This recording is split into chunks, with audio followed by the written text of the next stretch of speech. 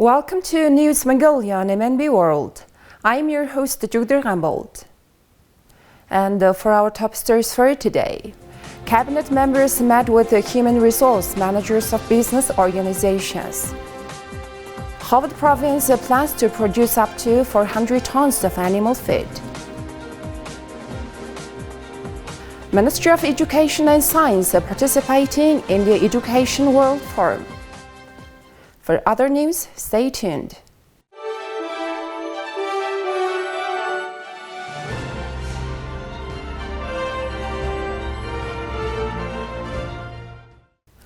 Currently, out of 1.1 million people in the labor market, approximately 22% work in government organizations, while the remaining 74% are employed in the private sector.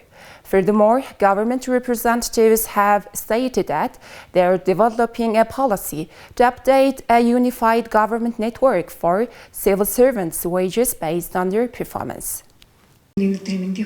For HR, labor force shortages have emerged in every industry and every country.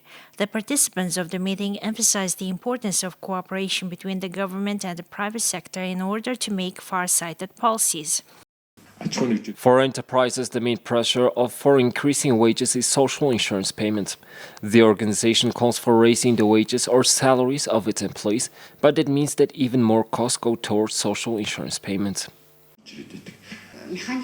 In terms of mechanical engineering, there are no graduates this year, and there have been no graduates in the last 4 years in plumbing engineering because there are no students. In 10 years, it is said that a child should become good at math, but when she enters university, they think that they should become a good manager. As a result, we have graduates with poor soft skills at work.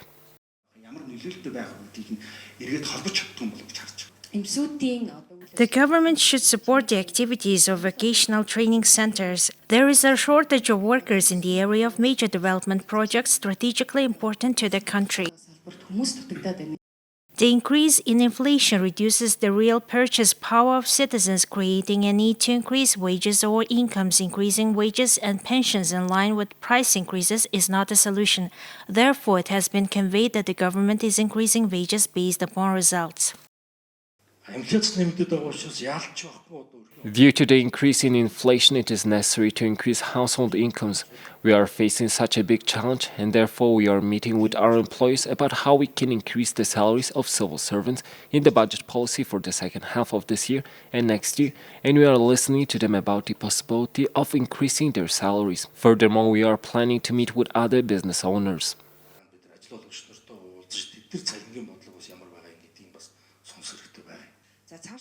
In the future, we will make the public service office more performance-based. We will stop making changes to the laws of the sector regulating wages, and we will further reform the salary system of the public administration office and make it productivity-based.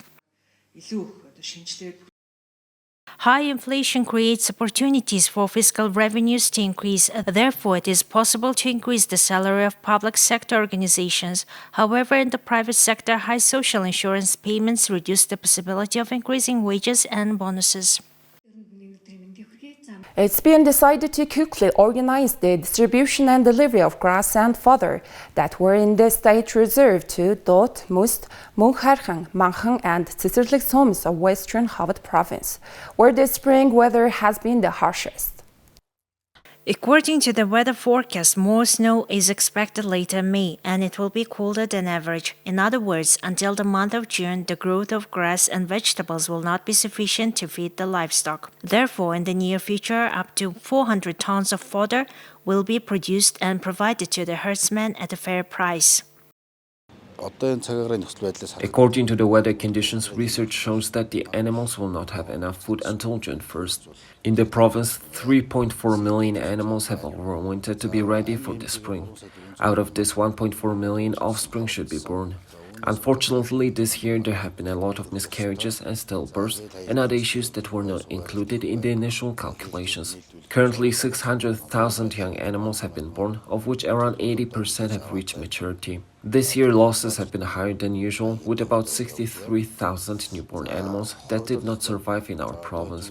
It's important to note that not all of the animals have been fed yet, with only about 50 to 60% having received adequate feed. Some families are even raising up to 500 animals, and this year has made it difficult to create a reserve of hay and grass.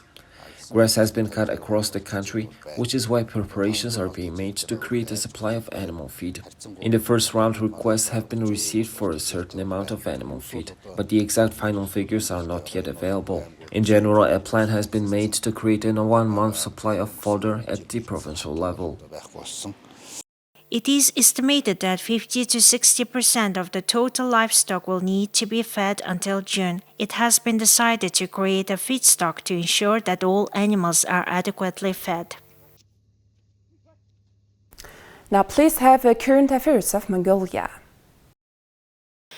A delegation from Mongolia led by Minister of Education and Science in Khovd is currently participating in the Education World Forum held in the United Kingdom of Great Britain and Northern Ireland from 7th to 10th of May. During the forum, Minister in Khovd delivered a presentation highlighting the education sector reforms and policies pursued by the Mongolian government. The presentation emphasized that Mongolia has achieved a high general enrollment rate of 90 to 98% in kindergartens and schools, indicating a focus shift from accessibility to quality reforms in the country's education policy. The minister also underscored the government's commitment to ensure that local schools provide the best educational experience for students. Furthermore, the minister discussed the evaluation of teaching quality and performance, which was conducted in both urban and rural schools to identify any disparities. This evaluation has revealed several opportunities for improving school management, enhancing teachers' knowledge and skills, and implementing a performance-based financial system. Additionally, it aims to offer equal learning opportunities to all students through digital learning platforms, regardless of their location. Minister in Khovd met officials from Guinea and Libya to discuss the vital role of education in sustainable development.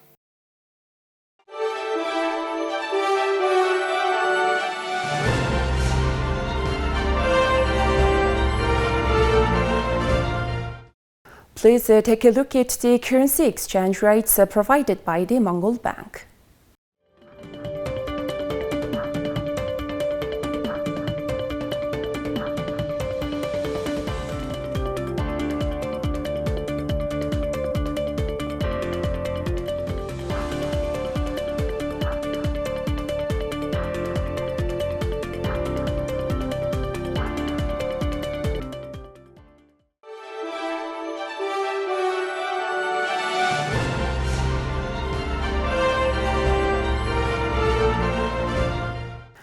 Now here comes foreign news partnered with international news agencies.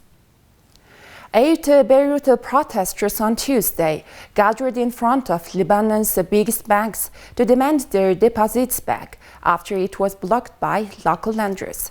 The flow of money has been under tightly controlled measures since the economic meltdown in the small Mediterranean country started 3 years ago. The Depositors' Union called for the protest in front of the country's biggest banks. We approached Bank Audi and we were surprised to see that these bullies, Bank Audi security, were ready. The moment we got there, they started on us, hitting us with batons. Someone had an axe, and what surprised me is that the police were against us. Instead of protecting us, they're protecting them. Protesters used fireworks and smashed windows of the banks as tensions escalated between depositors, riot police, and the bank's security teams. Lebanese banks have implemented informal capital controls, restricting many Lebanese from money which was already lost over 95% of its value in the last 3 years. Lebanon has been in the throes of an economic crisis that has left 3/4 of the country living in poverty. Since late 2019, Lebanon has fallen into the worst economic crisis in its modern history, rooted in decades of corruption and mismanagement by political class that has ruled the country since the end of the 1975-1990 civil war.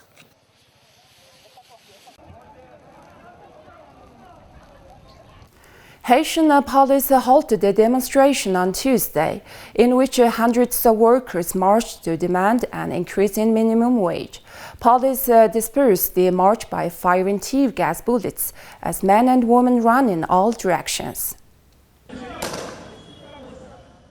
The clashes occurred as hundreds of workers from different trade unions marched through the streets of Port-au-Prince to demand a minimum of 2,500 gourds or $17 wage a day.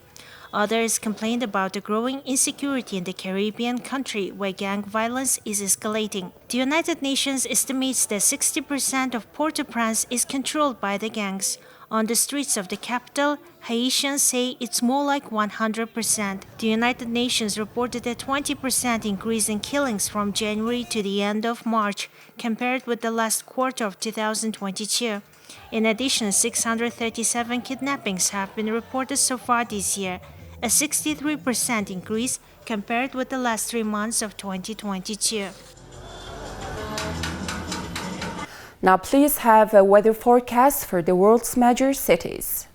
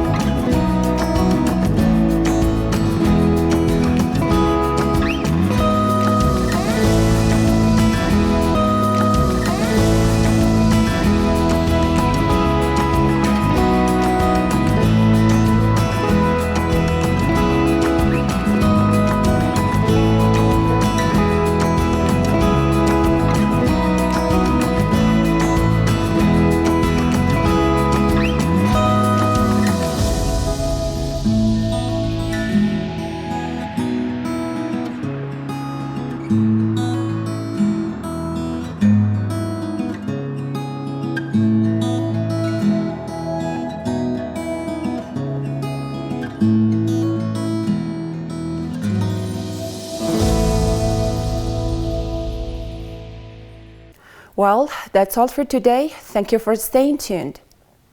We'll see you next time with more news and updates. Have a great day ahead.